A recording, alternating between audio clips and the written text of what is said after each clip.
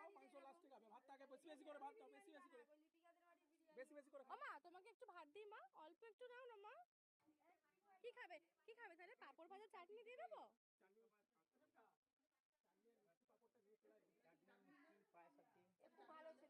ভাই থাকুন বলো বাবু ভাতটা